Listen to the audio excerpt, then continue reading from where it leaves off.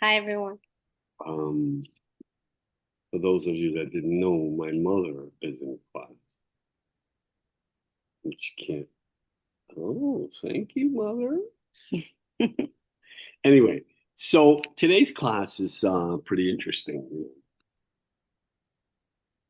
The goal is to kind of help everyone to understand more of the same, more the idea that it's a refinement document, that it is the most read document in the world, yet 1.9 billion Christians refer to it as the Old Testament. It's not the Old Testament. It's actually a technological manual on how to be in the human experience. Is what Moses downloaded, and the first classes was an intro to how to look at it in from a realized perspective. What a realized perspective is how to look at the details of every day of. If you read it, you would think that God is some dude in the sky with a beard who is punishing and rewarding us and destroying the world for being inappropriate. And the truth is that it's a universal being that's constantly creating the human experience, all experiences, the entire universe, but it creates through us. And the way it creates effectively through us is it gives us an opportunity, certain stages of the year, to refine ourselves to be more effective in creating what it is that we desire instead of creating what it is that we don't want. And so, what the external struggle that you see in the world today is an effect, an expression, not a reflection, but an expression of what's happening in the world and what's happening with us as a human race. You have any comments, madam? No, we're going through a complete process of renewal, and renewal brings chaos with it because it's the chaos that causes the change in us, and it causes it as an individual, and it causes it as a collective. So, as a humanity, we are going through this chaotic process where a lot of changes are emerging from. I think in chaos, what happens is the refinement process causing a type of falling apart. And so the falling apart is an annual thing. And if you notice, if anybody's paying attention, it starts to happen around the time of August 9th, all the way into the end of October. So you have August, September, October, 2.5 months of nothing but intense refinement. You have to ask yourself, is it just for our community, or is it just a Judeo-Christian thing, or is it for humanity? It's definitely for humanity because the manual was intended for humanity. And what it really is doing is giving us a guideline that in this time, it's really no use trying to somehow move forward or advance. It's an opportunity to um, shatter all of the things that we thought defined us and how we move forward. Whether I'll give you an example. So people often ask, what does it mean? An opportunity to reinvent ourselves, and what does it mean that's something that defines us? So let's say the story of Isaac and Abraham. It almost sounds insane to me when I first heard about it that there was a guy. Remember, I didn't grow up religious or observant. Um, there was a guy named Abraham who's the father of all of our religions, and all of a sudden, some guy in the sky told him he has to sacrifice His only son. his only son, put him on a board and checked him. I mean, sorry, cut him. So the point is, for what? What is the point? The guy in the sky wanted a human being to cut his son to sacrifice to to accommodate the guy in the sky. You know what I don't like, really don't like? I think we need to put the lights on because it's coming on of the light on and off. It doesn't serve. The screen adjusts to the light. Yep. Right. Torah says, listen to your wife. Mm-hmm. So anyway, so what's the point of that? The point is, I don't. Do we talk about this in the last class? Not Abraham. We touched on it. Yeah. The idea is that he was willing to. Abraham was told to sacrifice his child. Like there's a man in the sky that told him to sacrifice his only kid. It doesn't make any practical sense, but people will somehow fall for that. The idea is that if we accept that the creator is a constant fueler of everything, it's an energetic force that fuels the entire human experience and the other experience, then in order to have more of that ability to effectively co-create with the creator, we have to be willing to sacrifice a portion of ourselves that we think makes us effective. So, for instance, if I want to pursue a business endeavor, I can know all the people in the world and have all the financial backing in the world. It doesn't mean anything. I won't be able to make anything happen. You have to have a personal energy and a personal vision and a personal ability to co-create something worthwhile. In other words, you're the light of your stage.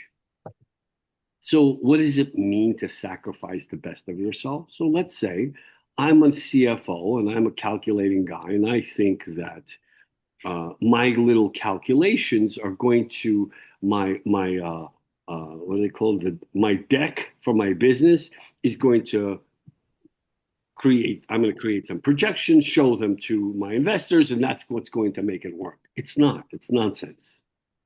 What works is the people that have a light in their eyes, the people that have understand unlimited possibilities, the people that are um, never give up, the people that push themselves no matter what and don't fall apart, those are the people that become successful in pursuing their endeavors, which means they're willing to set aside their calculating nature for a greater possibility.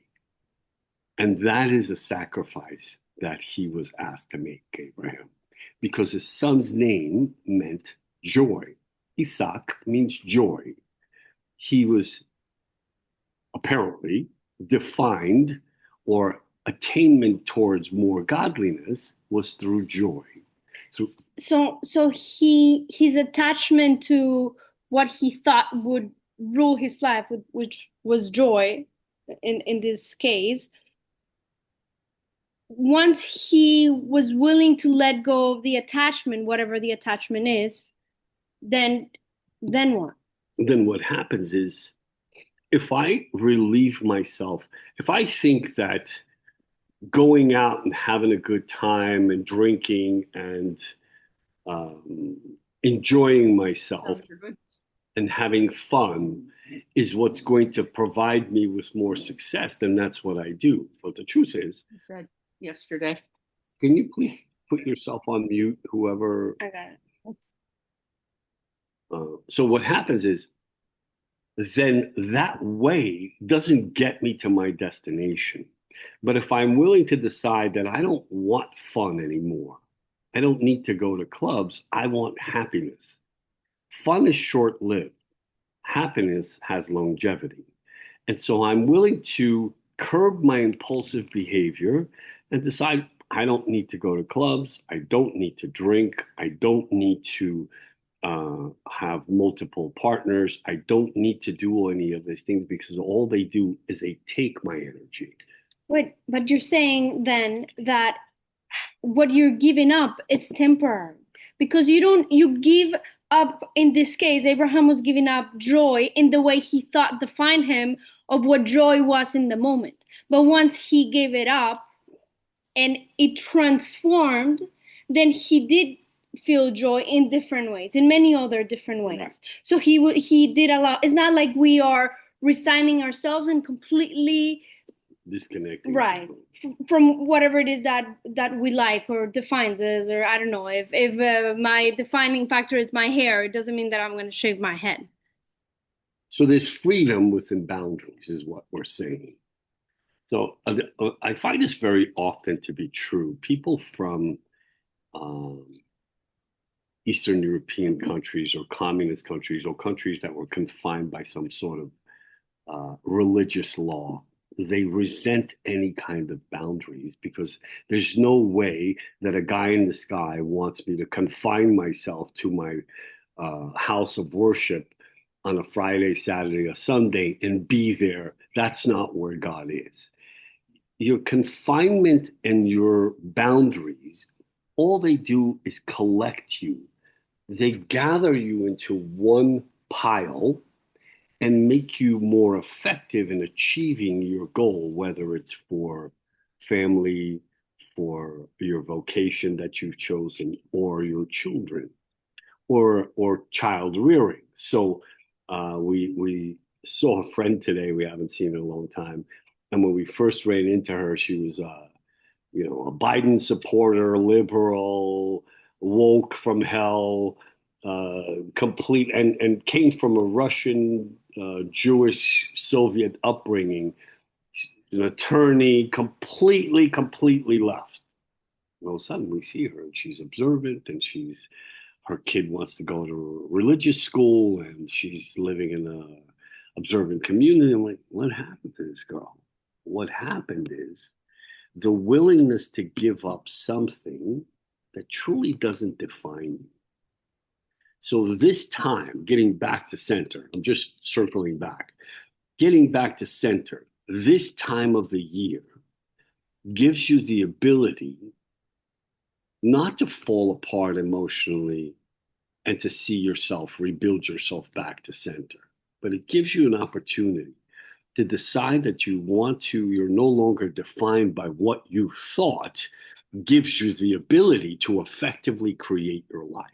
So if you're pursuing an endeavor, or you're starting a family, or you're having children, or you're raising children, you have to be willing to decide my distancing myself doesn't work for me anymore.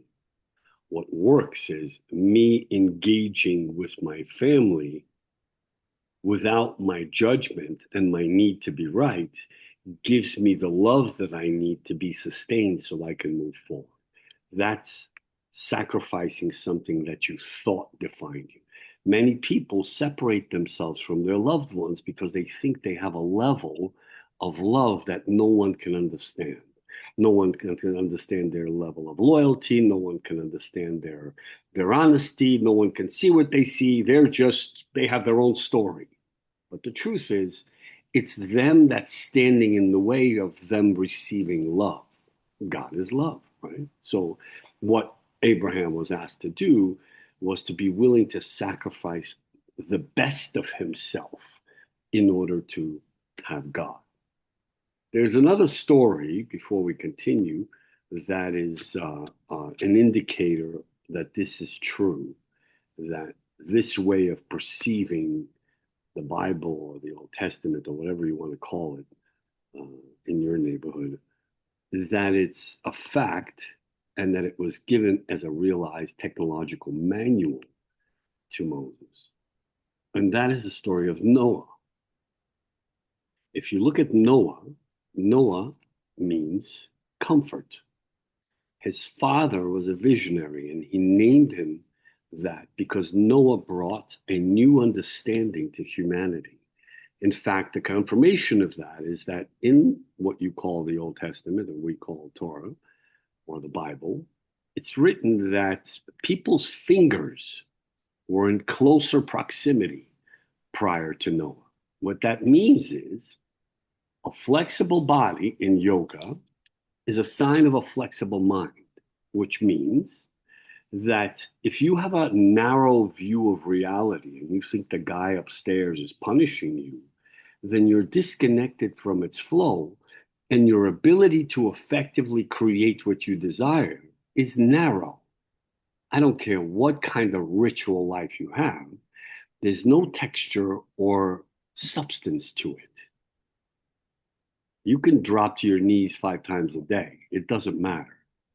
If you don't have an understanding of the fact that the broadness of your understanding is directly intertwined with your circumstances. So then, he named him Noah because as a result of Noah, we got the 7 Noahide laws, which humanity at the time needed to redefine their perception of reality. After Noah, after the flood, people's fingers became the way they are today, which means as we change, when the mind suffers, the body speaks out. When the mind is confined to a narrow understanding that God is the guy in the sky who punishes and rewarding, and he's coming to judge you and destroy you. It's all absolute small town nonsense. It means nothing. Nobody's coming. And nobody's coming to your rescue, as my teacher would say.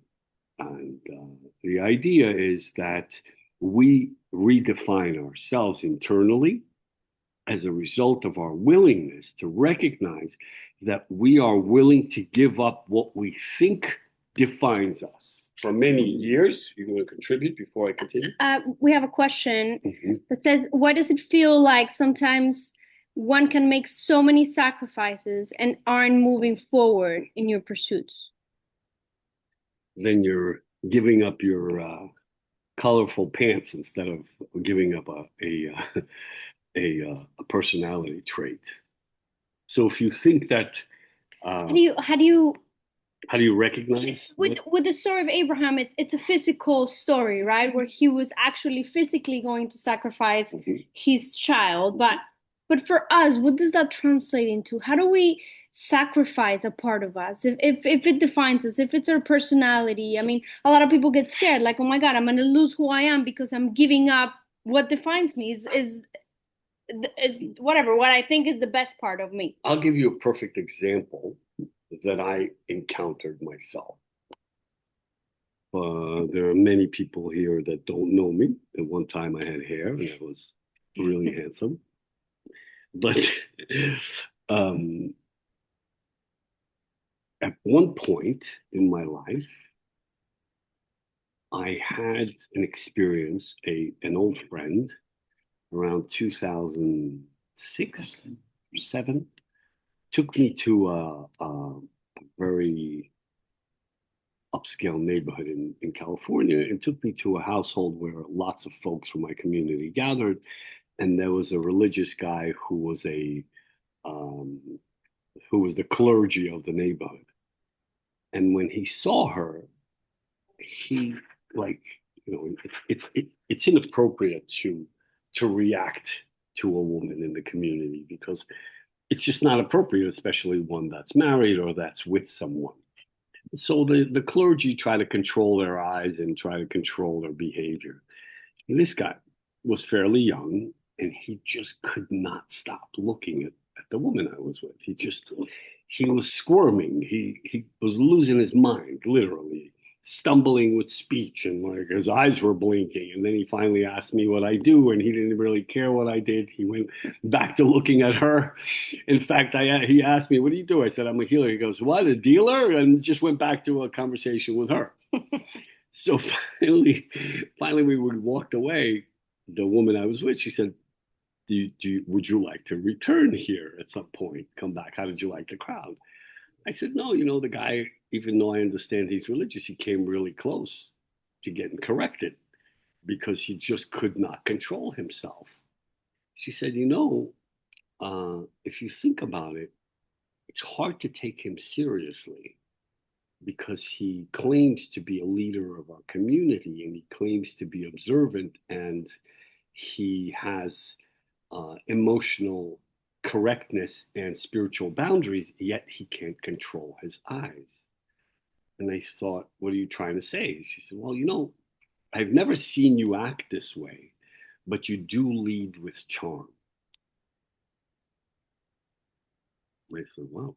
She has a point. So that I did up until my 40s. It's not as if I was peering in people's eyes and looking for a response, but I did lead with charm.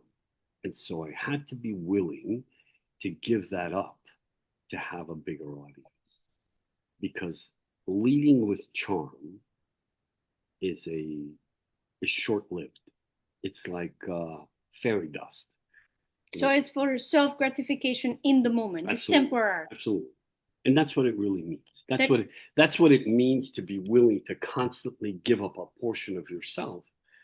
Um, uh, Most of the men in my life are my friends are martial artists, and they're all kinds of extreme people, extreme men, and very often they get caught up in leading with charm, and they stay at their financial level never changes, their emotional level never changes, and they're in their 50s still living like boys. when you say leading with charm, you mean receiving attention from people in a certain Yeah, way? engaging in a way. I don't want that charm aspect to become a focus. I'm just telling you, I'm sharing with the audience today on what it means to want to give something up, a part of yourself. No, but it's significant because I think in today's society, we in a way we all lead with charm because we look for that attention outside of us and outside of our family a lot. And we look for that approval, whether it's from society or friends or whatever house of worship we go to or club or whatever circles we belong to and we attend to, we look for that acceptance. So it is that charm mentality, perhaps not in a flirtatious way or in a I want to charm everybody, but we do look for that approval. So I think it's our American style of teaching and public figures that lead with either their looks or their how many followers they have or um, whatever works. Use whatever works. But really, if you want a real teacher or you want to work on yourself genuinely, you have to be willing to let go of a part of yourself that doesn't serve you. And so, what happens when you lead with charm? You encounter only those people that are charmed by you. But not everybody's looking to be charmed. People want to be helped genuinely. People want to be genuinely engaged in some honesty for a change and know that there's someone in the world that actually stands for something. So you'll find, in our communities, women and men sit separately during prayer. Why? Because prayer stimulates energy. Men get aroused, and all they want to do is think from their crotch and look at the women. So it's not because women are less and men are more. It's because it's a distraction. While we're praying, we're actually aligned to the creative force, and it fuels our soul, and we receive. So we abstain from distraction. If you're looking to achieve emotional well being long term, you want to be able to recognize yourself in a realistic, practical way. What do I want to overcome this year? For this time in the year between August and October, I'd like to move forward and achieve something new because obviously what I've been doing is not working for me. So for me, my biggest challenge has been, anyone that knows me will tell you, precision, being on time. In seventh grade, out of 180 school days, I was late 108. I came home and my father, by force, shaved all of my hair off. And it was probably one of the most traumatic experiences of my childhood. But he said I spent too much time in front of the mirror. So I was devastated because it was the end of the year. I was going to camp and I was going to have to be bald. And I had a cone head. And so I wore a cowboy hat all summer. And I encountered I was 13 years old. I encountered a young lady who was the prettiest girl in the camp, and I ended up dating her. We held hands. I walked her home. It wasn't dating, but it was something. And I said, wow, my hair really didn't define me. I'm more than that. And that was the first opportunity as a person to realize that I'm not defined by anything other than true substance. So if you want to lead with what you think defines you, it's not going to give you and provide you true substance. So you limit your possibilities by leading with what you think defines you, and when you let go of that attachment and you really surrender into yourself, or what we call God, right? Then you kind of plug into an unlimited realm of possibilities that is proves to you that you're much bigger than you ever thought, even the best of the best qualities that you thought defined you. So if I say that my hair defines me, for a lot of ladies, whether they're just had babies, they lose hair, they go through hormonal changes, they lose hair, they cover their hair. If you think about it, if you're defined by an attribute of your face, you change your nose, you change your ears, you put bigger cheekbones, bigger jaw, different boobs. If you think that that defines you, then you encounter those that are defined by that desire. If you move the desire and that definition out of the way and decide I want to look good, I'm happy to train and work out to look good, but that doesn't define me, then you allow more room for what you and I call God. And that energy seeps into the soul, and then you have a bigger light, which then enables you to co create a reality that's defined by a different level. Do you feel different when you say you have a bigger light? Is that like a fantasy in your head, or do you actually feel the difference in you? I feel the difference. I don't know about anybody else. I feel the difference because I'm in it every day.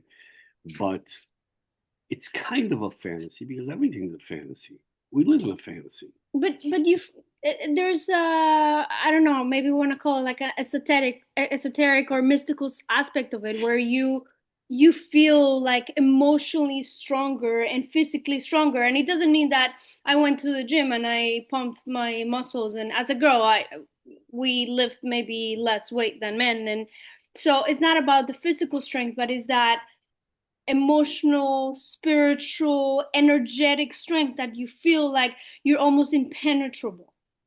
I would say that's true. I would say that that's the actual what you just described. I think my biggest challenge in my practice and in my process as a man was the emotional ups and downs caused by financial ups and downs. We all suffer from it. God forbid the market goes down, we're suffering. If we don't have money or we don't have enough clients this week, we're suffering. Then what happens? Then we are defined by what we have. But that's not true. And this is the emphasis of this season for my community. The last holiday of October is Sukkot, where we eat in a hut to insinuate that we're not defined by our physical dishes or our habitat or our dwelling. We're defined truly only by our relationship with the Creator, which means if we can move everything that we think defines us, including money, yes, there's no question. I can tell you personally, I get shot down a little bit, and if the practice is slow and I'm used to working 10, 12 hours a day, and now if I'm working in the season, I work, the last 2.5 months, I worked 4 hours a week. I went from 10 hours a day to 4 hours a week. It kind of sets you back, and you say to yourself, oh my God, what's happening? What's happening is if you're in the throes of work, you can't see yourself. You can't learn anything about yourself. You can't recognize anything. But if you're willing to detach yourself by being defined by the money that you're used to earning, maybe you won't have to work 10 hours anymore because you've allowed what our friend here, NK, said, we're giving to receive energy. We're literally giving something up to receive more. We have a saying that we say, get rid of the old or give up the old to have space to receive the new. I don't completely agree with it. You know why? Because everybody's into like giving up, letting go. It's not enough. You have to find value in what you're letting go of. Because if you didn't find value, then you can't move forward. Because then, oh, well, I didn't really need my attachment to money. If I didn't have my attachment to money, I wouldn't survive. What's interesting, you I say wouldn't have drive. because the changes that you're talking about don't always come as a result of me saying, oh, well, I want to change. I want to look at myself. Sometimes it feels imposed, right? Sometimes it feels like, okay, well, I didn't ask for these quiet or this stillness, but it's in the still moments where you feel that the world is falling apart that you're able to start looking at yourself, and your mind starts working and your heart starts working and you start making corrections. I hear you. Some people start making corrections only if they're not their own sounding board.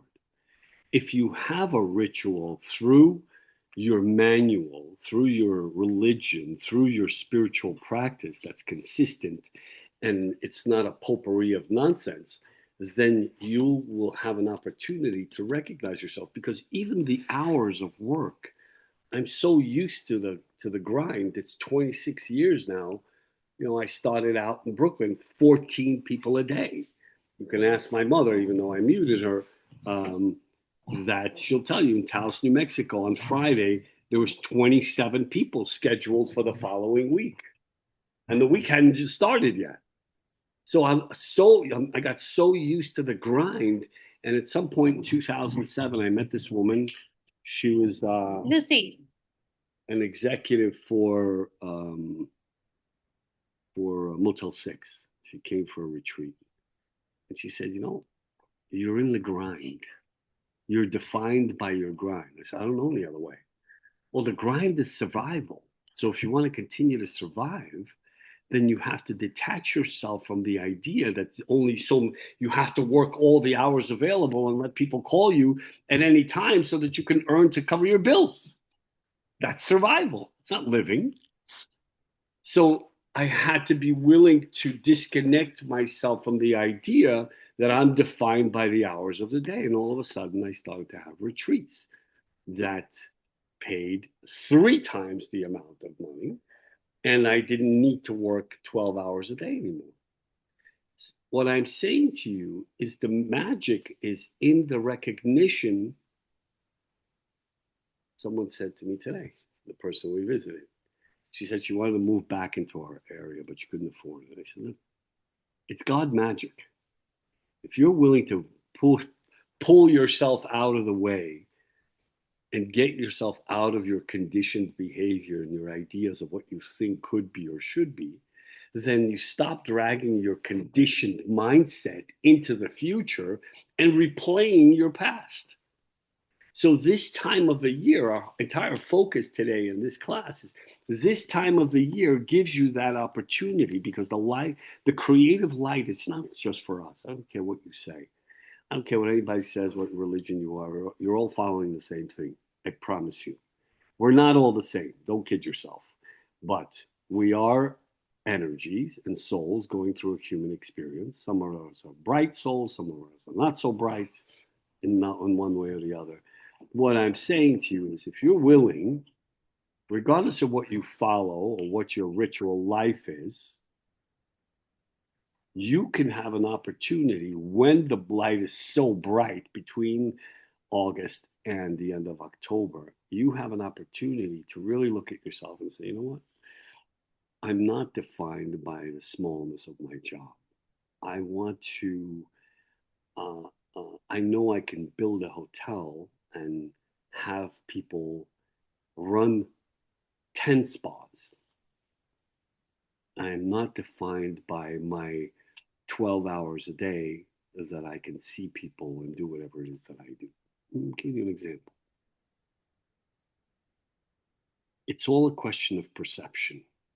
And there has to be, in the structure of your spiritual growth, there has to be an opportunity for you not to just accumulate information and be a spiritual materialist and read books and interesting workshops, especially workshops that give you tools to see other people. They're a complete waste of time. If you're learning how to see other people, you're not doing anything for yourself. There are spiritual development workshops that say, well, we're going to teach you how to be psychic. It's a complete waste of time. It doesn't mean anything. Because if you refine your soul constantly through a process where you're willing to recognize your shortcomings and actually take the time to allow yourself to see the value of what that quality did for you, and now in your process of moving forward, it no longer defines me to I don't know. I don't need to do CrossFit anymore. It doesn't define me. Why? I thought it's the only way to stay in shape. Then I realized that my teacher showed me otherwise, and all of a sudden my shoulders are stronger, and I'm not throwing my arms out of socket, and I feel better. I'm not defined by it. I was so attached to it, I couldn't let it go. It's in everything, whether it's training, eating, interacting. There's a wonderful 3-day workshop I want you all to know that I did in 2007. It's called Landmark Forum, the Curriculum for Living. And it's incredible. It was a starting point where that confirmed realized understanding for me. Landmark Forum, the Curriculum for Living. It has nothing to do with God. It's just proper thinking and proper speech. It's great for if you have unruly 9 to 12 or 9 to 15-year-olds, it's perfect for them. Stick them in Landmark, they'll never be the same. And they learn how to speak appropriately to their parents. And it's all about sticking to your word and being willing to look at yourself honestly. If my precision doesn't change, then my results don't change. If I'm not willing, a buddy of mine years ago said to me, what you do is so extraordinary. I introduce you and recommend people because I want people to know that there's something real out there. Yet, you can clean an artery of a guy who's in an ambulance. By the time he gets to the hospital, his artery's clean, yet you can't show up on time. And so when you don't show up on time, you have to start your session with making excuses and apologizing for being late, which means you constantly lead with weakness. You don't start from strength, you start from weakness. I'm apologizing. A guy like me doing the things that I do and having the claims that I claim why do I need to apologize? So the precision, the deliberate intent and the consistency to precision then makes me stronger. I have to be willing to recognize that, and then I have to be willing to implement and say, I'm no longer going to be this. So you're saying when you make an effort to be precise in your daily life, in your daily actions, whether it's with a prayer, with a class, with a call, with whatever it is that you're doing, then your results reflect that. So your results will in turn be more precise for you. Yeah, so look at the technology. If I'm not precise and I'm not intentional, my 9-year-old daughters, I walk in, I might have mentioned this before. I walk into the house, she's sitting at the table, and she has a spot on a dress that she needs to wear somewhere because she's eating a sandwich. Pita hummus. Hummus, yeah. The hummus attacked her. I said, how did this happen? Oh, it fell. You never want to listen to my story. I said, I'm not interested in your story. But it wasn't intentional. It wasn't on purpose. Well, if it wasn't on purpose, then nothing is with purpose. Then everything starts to happen to us. And there's no intention invested in what you're doing. So then you start to lead with weakness also, because then everything is happening to you, not as a result of you.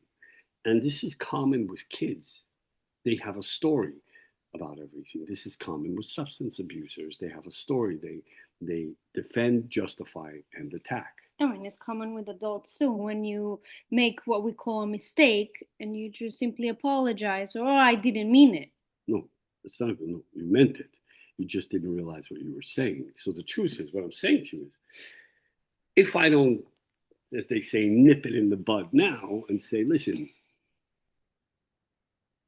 you can't say it's not on purpose. You weren't paying attention. You were busy talking, running your mouth, and then the piece of hummus fell out on your dress because you weren't paying attention. That's intentional. That's you being unaware. So, in order to move forward, you have to be willing to become intentional. Well, precision has to do with intention. If nothing is important in a child's life and they don't get up on time, they don't honor a sacred day, which is, let's say, for Christians it's Sunday, for us it's Friday night, for Muslims it's also Friday, for us it's Saturday, for them it's Friday. If there's nothing sacred and you don't develop a sense of urgency, then nothing's that important. Then you can tell your father and mother to F off. And you can not get up whenever you want and you can do it whatever you want. You can do it your way, and then everything becomes negotiable. That's why this part of the year is that important. That's why this portion of the Bible is that important. Because it gives you an opportunity to have an awareness of yourself that is sacred. So then, if it's sacred, and I clearly understand there's an energetic force that's fueling my soul and gives me the ability to move forward so I can create new endeavors and new projects and new audiences and keep moving. If I believe that, then I'm constantly having to clean the window of the soul because I'm not perfect. And if I were, I wouldn't need to be here. And people say, wow, I'm tired of the nuance. Jerry Epstein, who was a teacher of my uncle and a very interesting man that lived in Manhattan, said to me once the nuance stops, you no longer have to be here. Well, it makes sense because as souls, we choose to go through the human experience to make corrections. So if there's nothing to correct, then what's the point of being here? Well, correction takes a different face at some point. It's not as intense. Um, it's not as severe. So Not as painful. not as painful. Correct. It's not as painful. When you're living as a physical body in a completely physical material life, everything seems like daggers. Everything's harder, bigger, it hits you stronger. And then when you realign yourself and you're willing to that's the beauty. Honestly, the point of these classes was, and the reason I started with Moses because he's one of the most important characters in the Bible, because the most important character of our time, because he gave us an understanding on how to be and value connectedness with the creative force so that you can not just be a sheep and bang your head against the wall and expect some results because you're praying every day. I see people praying every day. They don't know what they're doing at all. They don't know why they're doing it. They're just doing it because that's what they were taught. They think that their personal struggle involves moving other people into their belief system. I don't care if you believe me. I'm not interested. I'm sharing my personal experience and how I recognize the process, which gave me a broader view of reality and the ability to effectively co create what I want instead of what I don't want. And I'm constantly trying to move forward. And if you're interested, I'll share it with you, not because I read it in a book, because I really did it. It's with personal ups and downs and constant, shattering of my personality. I think we also have to recognize that sometimes the transformation for some things is immediate, and sometimes the transformation takes a little longer. And we as human beings tend to be a little impatient with this transformation. I speak from my own experience. Sometimes I want things. If I'm going through a change, I want it fast. There's Or if no I'm learning something, I want to learn it all at once. I think that's also, this is an important factor, what you're saying now. People want a result. Look at me. Look, I'm making all these changes. What else do you want from me? There's nobody looking down. Santa's not looking down at you, whether you're naughty or nice. He's not going to come through your chimney. And he definitely has no reindeer. What I can tell you is the rescue and the reward is peace in your heart, love in your heart, and peace in your mind. That gives you the ability to encounter people who are on that level and to be successful and have unlimited possibility. That's the goal. So would you translate that to if you're having a moment of, if you're going through hardship, if you're having a challenging moment in your life for whatever reason it is, with your kids, with your job, with emotional, if you're willing or able to surrender and accept that even this is for the good, and in even this is transforming you, this hardship that in the moment seems so crucial and so devastating that you may feel that is pulling you apart and destroying you, is completely transforming you, and you want to allow that transformation to happen. If you can surrender to say, okay, I get it, it's part of the process, and I'm gonna join the process, and I'm gonna live the You, process you, as opposed to the result. you have to be, first of all, I want to discuss the result. Everyone's waiting. Everyone, many people in my community, they put donations in a little box, hoping that the guy upstairs sees them putting donation and reserves a spot in heaven somehow. You get points. I don't know about that, but when you give, you do receive. That's a fact. You can only keep it if you give it away. That's the way it works. More importantly, there is no bucket of gold at the end of the rainbow. The gold is in the process. Everybody's waiting for some sort of result at the end of the rainbow. It's coming. The lottery ticket, whether it's a successful deal, whether it's more vision and more understanding, it doesn't mean anything. What means something is that if you can achieve love in your heart and peace in your mind, you can enjoy the process. And that's the bucket of gold. So And it's not the destination, it's the journey that takes you to the destination that of it's course, worth the while. right. So then all of these religions and observances, and whether it's praying 3 times a day for the Jews, or 5 days, 5 times a day for the Muslims, or Christians on Sunday, or whatever, Buddhists and Sikhs, their process is different. Why? People avoid religion, they're spiritual. It doesn't mean anything. Why it doesn't mean anything? Because they're accumulating intellectual knowledge that may or may not be stimulating and may or may not serve them. It's the practice of your respective religions that collects you into a oneness and gives you the alignment you need to successfully have peace in your heart and peace in your mind. Then you can be present long enough to receive that energy that truly sustains your soul and envelops your nervous system. You can then effectively co create what you want. If you're consumed how your mommy stuck her finger in your ear 30 years ago and now you're screwed up and battered, nothing's going to work for you. You're constantly dragging your insulted poor soul that said to you, I don't really want to talk to you anymore because you did this to me 30 years ago. And now you're dragging that experience over and over again and recreating your process. It doesn't necessarily have to be your parent, your sister-in-law, or your sister. It doesn't matter who it is. The conflict, unless you recognize that the conflict is in you, and you have a life through which you constantly refine yourself and you're not your own sounding board, that's the only way you can move forward.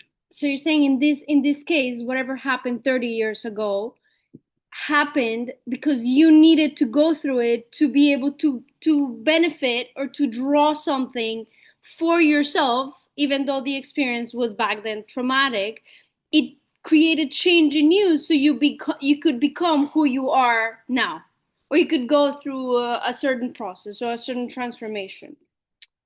These experiences that we encountered, unless we have a structured life through which we constantly refine our intellectual perception of reality or emotional view, these experiences, they dictate how we react to things.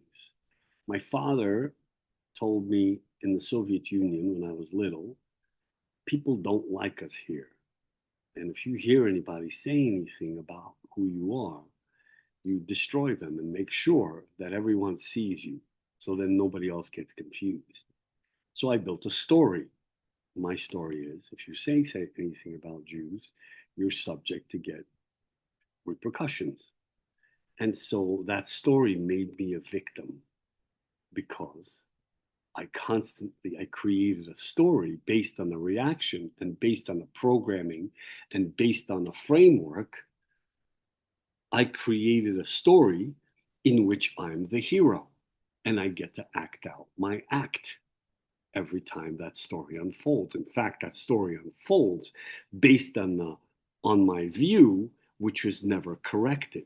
So, because that was the belief that you had in the moment, you were constantly creating scenarios that gave you the opportunity to defend yourself and to prove that nobody could say anything to you. I don't need to defend myself. I don't need to defend Judaism.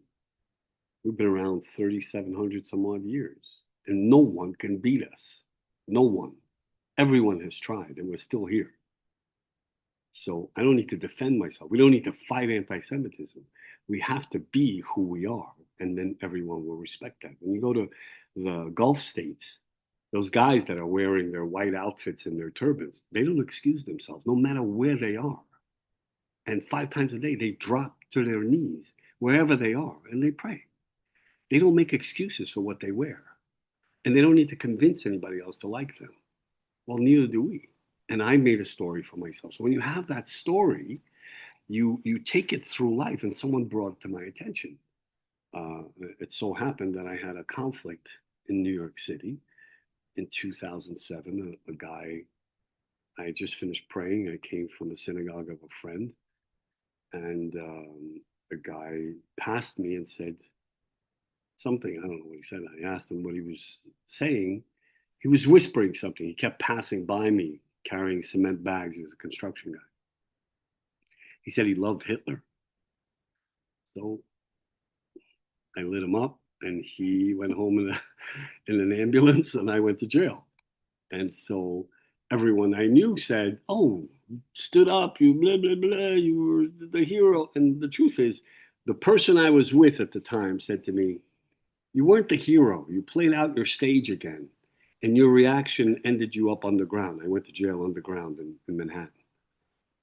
The idea, what revealed itself to me, is that my story of how I should react and what I'm constantly waiting for unfolds for me and gives me an opportunity to play out a part that I see myself as. As long as I continue to see myself that way, I become the victim. Because then I'm a victim of circumstance. I never correct anything. But if I correct my view and I stop trying to defend that part of myself, really, I'm defending it because I really didn't know its value and its meaning. That's what people do. They become defensive and defend their value and their meaning of who they are because they don't really know themselves. That's why they need to be defensive. So we become victims of our own nonsense, And and our we own get caught story. in the loop of complaining and whining and oh poor me. I can't make a living. I'm this. I'm disabled. I'm ADD. I'm ADD in HD. My child is ADD. Autistic. I mean, all of these diagnoses are all stories. And then you created your story, and now you give your story constant opportunity to unfold because you're the co creator of your story. But perhaps you need that story to change. If you think about a case of a child who has ADD or ADHD, it comes to transform your life so you can bring more order into your life so you can help this child that all it has is lack of order. If you hear, if you're willing to hear the truth, if you can set aside your attachment to your story, then you can actually hear the truth. That's why I'm saying to you, all of you, that whatever religion you are, and if you understand that this Old Testament or the Bible or the Torah that you read every day is not a fable or a fairy tale, it's an actual opportunity to have a structure throughout your year on how to see yourself, on how to refine and redefine and have more light in who you are. Aside from having a ritual life and aside from praying, aside from having a spiritual understanding, it's not enough to read books. Spirituality and emotional development comes from curbing impulses and overcoming your weakness. Your weakness to be a victim, your weakness to make excuses, your weakness to, I have long COVID. I can't do this. I mean, I wonder how these people feel now, the ones that got 18 shots to abstain or not get COVID.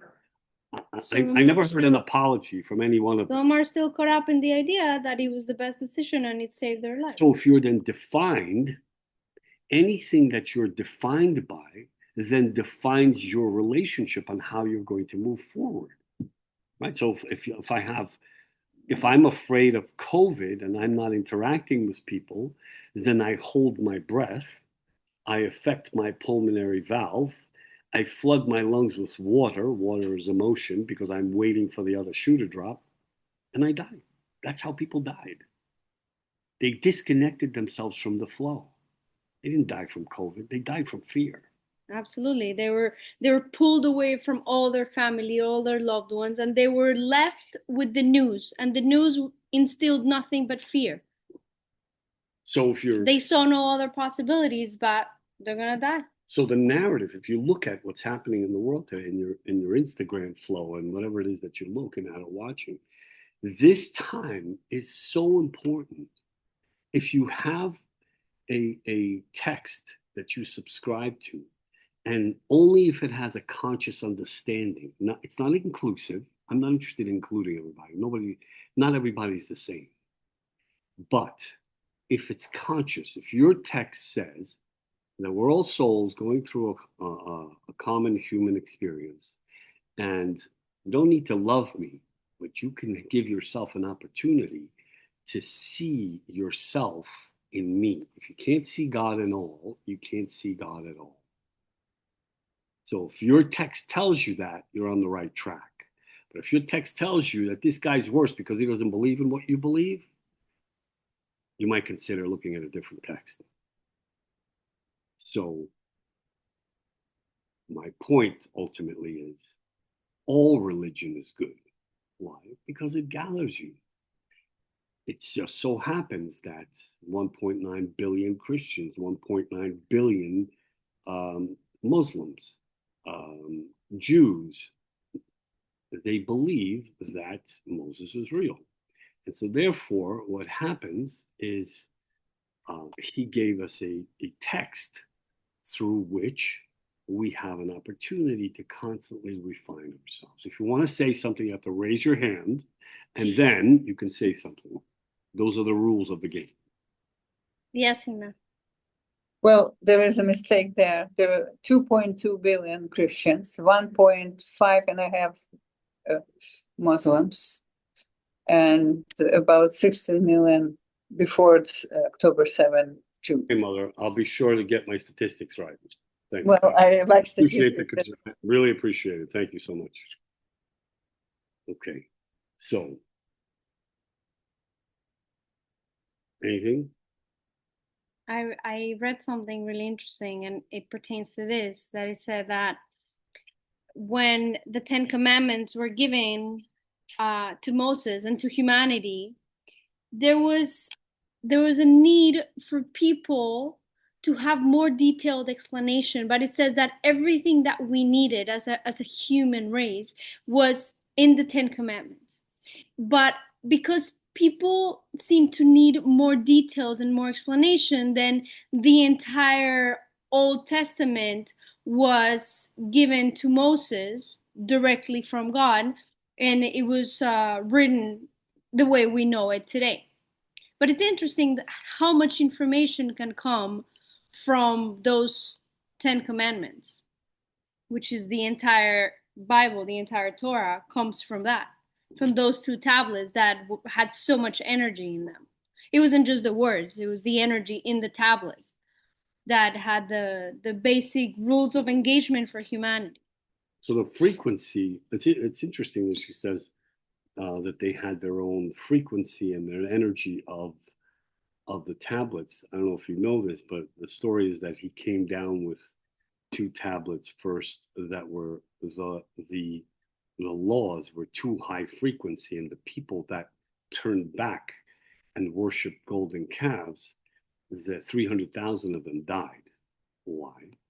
Because once you raise your frequency and you become fully realized and you understand that you're an effective co-creator of your own reality, now you need boundaries, because then you can't curb yourself from doing whatever you want, because you realize you can basically do whatever you want. And so the frequency of the commitments or commandments was too high. If you think about what the way we live today, I'll share one with you. It says, "Thou shalt not have any God before me," not to create graven images. If I sit here and I think about what one of my relatives said to me, I have small lungs when I was younger, that I could never be a runner, I could never be in a fight, I can never be anything. I taught myself to be able to run 6 miles. When I'm in shape, I can do just about anything. So I realized that I'm not defined by this person, but he took up a lot of space in my head. And I had an ongoing dialogue with him as a young person because he really affected me by what he said. He created my limitation. Well, then I made him God. That's what the commandment is for. I think this is a challenge. This specific commandment is very challenging for all of us nowadays, because we have so many gods, even though we think we don't. So everything defines us. Imagine that, getting back to being defined by a personality trait. Imagine that you have an internal dialogue with all these different people who take up space in your head and your heart. You can never be whole, because you're constantly redirecting the energy that you receive for yourself to effectively create what you want into all of these people, so they have control and power over you. They become your God. That's the idea.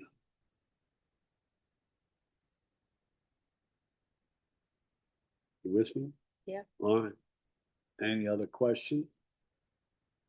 Going once? Do you guys want to contribute or have any questions?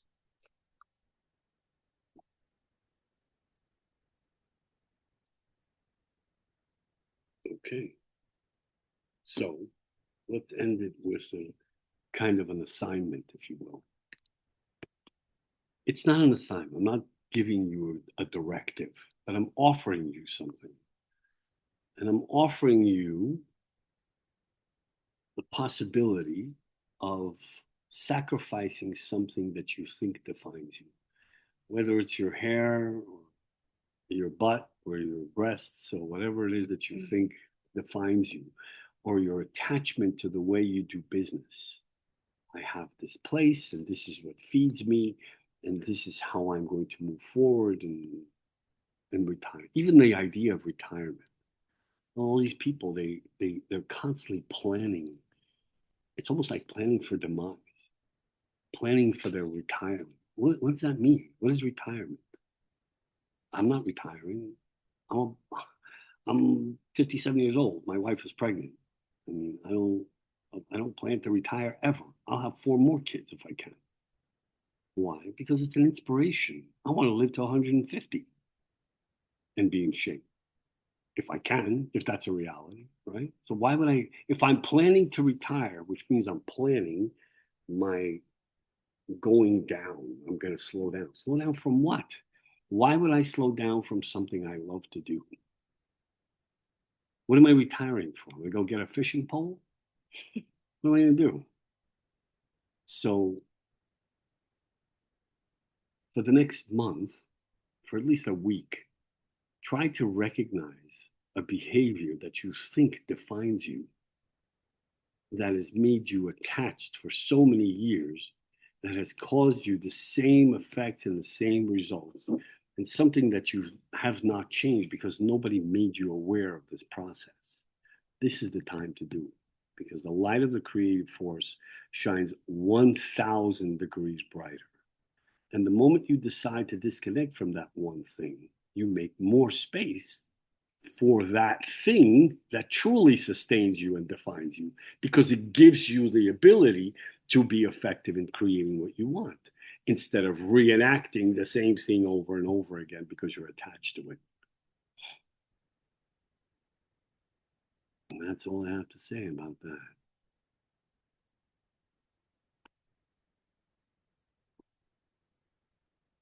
Yeah. Okay. Yeah. All right. Peace. We'll see you when we see you. Bye, And if we everyone. don't see you, we'll get glasses. Thanks so much. Thank you. Bye. Bye. Bye, everyone.